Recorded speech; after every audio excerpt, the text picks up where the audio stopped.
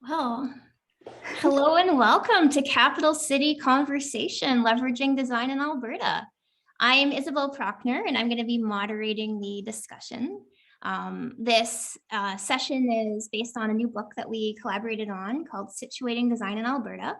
And I co-edited it with my collaborator, Tim Antoniuk, also here. And we're also joined by some contributors to the book. So we're joined by Barry Johns, Tyler Vreeling, and Ron Wickman. And we have another one or two contributors who might be coming in a little bit later, and we'll introduce them in due course. So today we're going to briefly talk about the book, but then primarily focus on a panel discussion. We're going to be talking about some of the big questions raised by the book. That idea of leveraging design in Alberta, like what does that mean exactly? How might we leverage it? So we're going to be spending the bulk of the time today doing that. But we'll start off with some introductions. So I'll introduce myself and then I'll pass it on to Tim and then our contributors. So I am a professor of design at Syracuse University in the US, although I am Canadian, I am an Albertan. I do have a Bachelor of Industrial Design from the University of Alberta. And I'm really interested in Canadian design studies and also design in the province of Alberta. I'm really interested in basically design communities and everything to do with that. So local practices, local design economies, all that. So this project actually really spawned from my graduate research, where I was looking at a history of design in Alberta, and that got me really thinking, and that got Tim thinking about, well, how can we kind of leverage this further? So the feeling we had was that there's a lack of articulated knowledge about local design industries. I think everybody kind of has an idea about what's going on, but it's not necessarily being shared. It's not necessarily shared.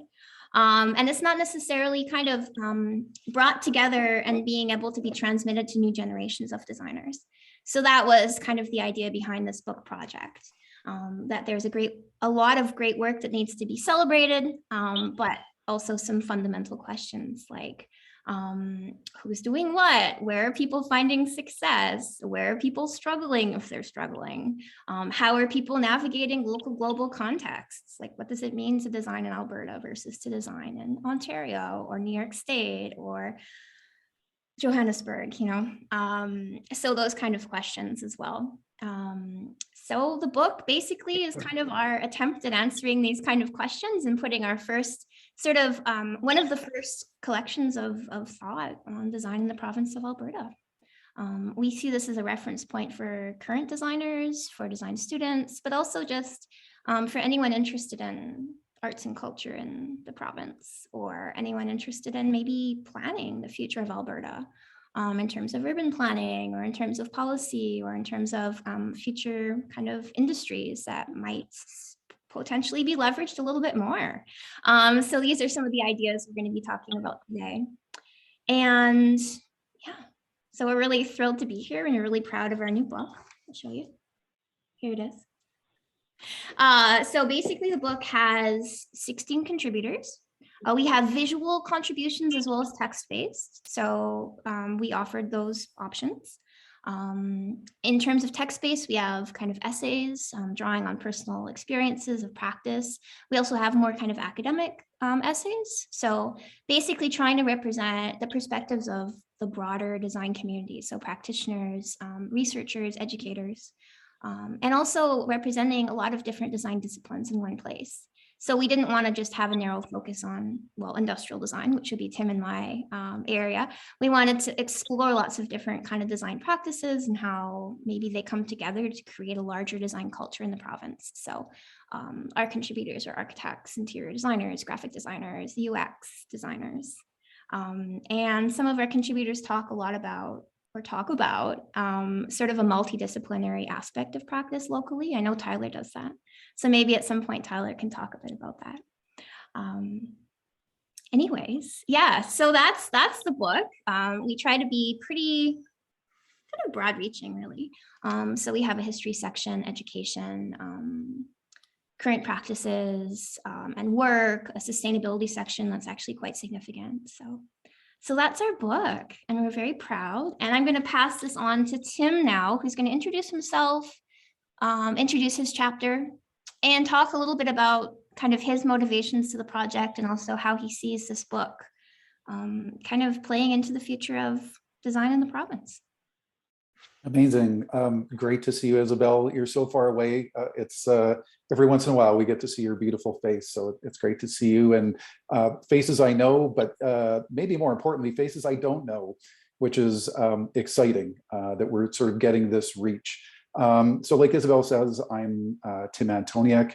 I'm an industrial design professor, the coordinator of the industrial design program at the U of A pretty active professional designer that likes to get uncomfortable working in areas way outside my areas of expertise. And I think that's a lot of what we saw and what we read about in the book that people talk about. From my perspective, and this is just my perspective, in sort of thinking about what the book could become, what it did become a bit, it's far less of a statement of this is what design is and has been. And it's really, I think for me, and I think for Isabel, it's a springboard for a conversation. The idea that some people might pop up and go, well, wait, what about me? Like you didn't include me. And I think that that's good in a way, and it's not to be disrespectful of people that were left out in some way inadvertently, but to look at, how broad are we, and to encourage other people to take platforms like books and lectures and to talk about their perspective on design. Getting into, I think, the value of the book, I'll be fairly brief, and it's a little bit of what I said. The diversity of insights was really important to Isabel and myself, and trying to think of how diverse is design and who could we approach. I also think that it's in large part sometimes backwards looking what we've done, so that we can look forward with vision and with passion, and to get people to build their passion about this. It's about celebrating diversity and diversity of approaches and diversity of thinking. And one of my passions is sort of the concept of, small cities and small populations engaging in design.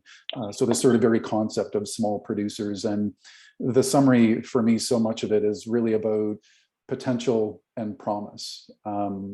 And sort of getting into the motivation, which is similar to the value of the book, but it really is. I've got to give a lot of props to Isabel. This is her brainchild, her baby. I'm indebted to the incredible work that she's done on this. So thank you, Isabel. The other sort of motivation is that, like Isabel said, this sort of book hasn't been really done before. From my perspective, again, I think that, as a small community, Edmonton, Alberta, Calgary, I think it's important for us to sort of look at our capabilities and our capacities, and to look at what other communities have done around the world, and not necessarily in design, but it could be in art. It could be communities of physical populations of people. It could be a cultural thing, and to see whether it's music or art, and how you define community is up to you, but to see how small communities have really impacted the world in massive ways, from arts and cultural and the creative communities. So I've got a lot of passion about that, and I think we're going to hear a lot of people talking about that tonight. So I'll put it back to you, Isabel. Thanks, Tim. So let's go through the authors, the contributing authors who are here tonight, to hear about their chapters, about themselves, maybe just, a 2-minute, 3-minute brief introduction. We have lots of contributors to the volume. So those who we invited here today are Edmonton based, because we are hosted at the EPL. So we wanted to profile Edmonton voices. So I'm thinking on my screen, I see Ron Wickman. Ron, how about you introduce yourself and your chapter? Sure. Yeah. Thanks. Thanks everybody for tuning in, and it's great to be here. My name is Ron Wickman. I'm an architect here in the city of Edmonton, and I provided a chapter in the book called "It's Just Good Design," and my practice is focused on work related to people with disabilities primarily. And that's largely due to the fact that I grew up with my father being in a wheelchair. So I was born and raised here, and am old enough to have not been or sorry, old enough to have seen a city without curb cuts. So it was about the late 70s that curb cuts were first introduced to the city of Edmonton. So we've come a long way, but we certainly have a long ways to go. I think as I was listening to Isabel and Tim, I was thinking that my goal in life was actually to become an architect and be an architect who specializes in accessibility. And I thought I would end up in Vancouver. There's no school of architecture here in Edmonton. So I had to go somewhere. And I thought I'd go to Vancouver and then stay. And that was sort of my goal. But I ended up going to Halifax, school in Halifax, and ended up back here. And I live 5 minutes away from where I grew up. And I have 3 kids. And they all live in their own homes 5 minutes away from our house. So it just shows how strong Alberta is in terms of being a community. And I'm sure glad that things worked out the way they did for myself. The one thing I just wanted to say about the chapter, it's primarily trying to emphasize that designing for people with disabilities should be natural for all designers, architects, industrial designers. Just like we would think about the concepts of light, using light, space, and materials. And interestingly, when Isabel and Tim started their journey with this book, I was also starting my own, which I got published in 2020, called Accessible Architecture Beyond the Ramp. And so my book is really a larger version or variation of the chapter that I provided, which really outlines 9 concepts that I feel all designers should know about accessible design. I know you beat us to it, Ron. Oh, yeah, just barely. Yeah, I think we started barely. around the same time. So yeah. How about we talk more about that during the panel, and we jump to Tyler now. Tyler Vreeling. Sure. Hello, I'm Tyler Vreeling. I'm a multidisciplinary designer and founder of Vreeling Design, and I'm currently working as business development and creative lead at a pretty sweet firm called Next Architecture. I grew up in northwest corner of Alberta in a community called Hawk Hills. So it's a very rural place, somewhere in the 300 kilometers between Peace River and High Level. So my chapter is titled From the North, Perspective of an Outlier. And it tells my story, the story of my journey growing up as a farm kid, to failing out of university, to running an Alberta-based design practice. So my chapter is a lot less scholarly than a lot of my peers, and it's more of a case study. But a lot of the anecdotal evidence that I bring up, I've had a chance to read through the rest of the articles, and a lot of the points that I bring up are actually articulated in greater detail by several of the other authors. Yeah. So those are things like the lack of awareness of design as a field here or interest in it, the educational system that lacks cohesion and direction, or the perceived dearth of opportunity.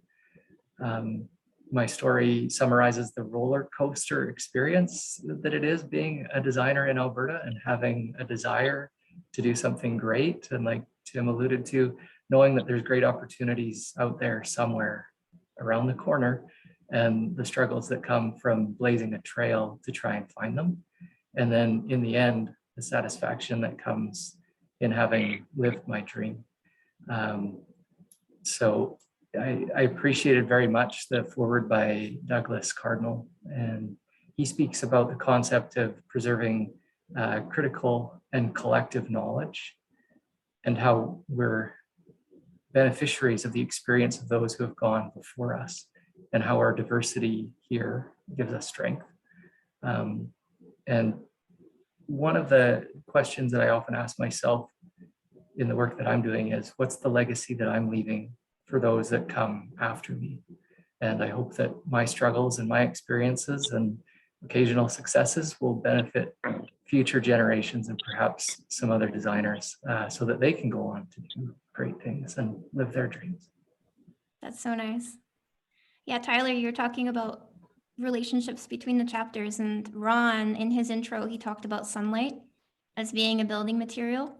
And I found it so interesting also that Barry, also an architect, did talk about sunlight and the importance of sunlight in his architecture practice. So we have, I think our last contributor here tonight is Barry Johns. So Barry, how about you introduce yourself in your chapter as well? Thanks. Thanks, Isabel and Tim.